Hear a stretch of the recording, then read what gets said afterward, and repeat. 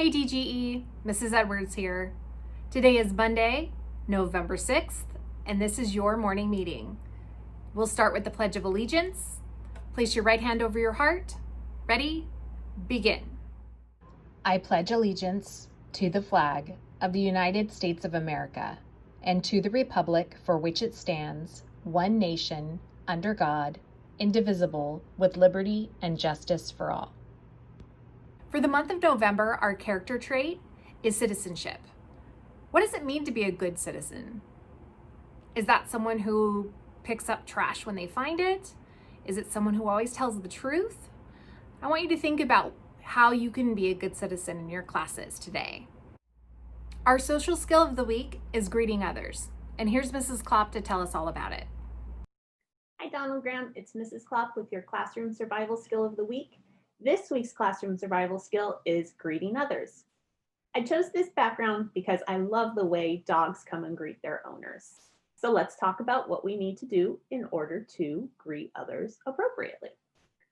The first thing that we need to make sure we're doing is we're looking at the person. If we're not looking at them, they may not know we're trying to communicate with them and greet them. So it's important to make sure you're looking directly at the person and hopefully looking them in the eye. The next step is we want to make sure that we're using a pleasant tone of voice. There's nothing worse than waking my kids up in the morning and hearing them grumble and groan and So if we can use a pleasant tone of voice when we're greeting others, then that helps us know that they're happy to see us and we're happy to see them.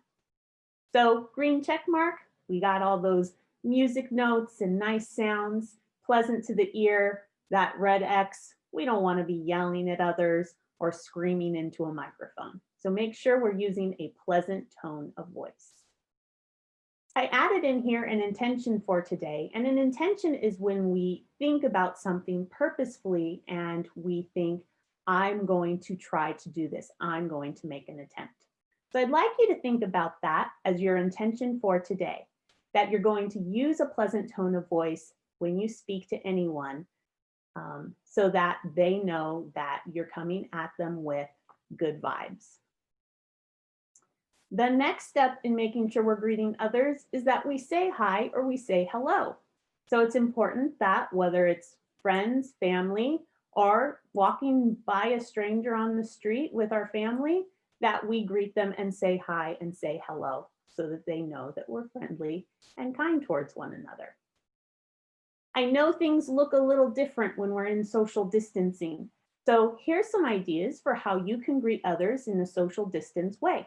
You can do an air high five, you can wave, you can do spirit fingers, we can curtsy or salute, bow, give an air hug, wink, and tip your hat. So these are just some ideas about how we can greet others. We can still say hi, we can still look them in the eye, but we might just want to do it from a little bit of a distance. And that is this week's social skill, classroom survival skill, how to greet others. I hope you guys have a great week, Donald Graham, and I look forward to seeing you next week. A couple of announcements to make. Starting this week through November 30th, our office hours are going to be 9 a.m. to 2 p.m. So just so you're aware, that's when we will have people answering phones.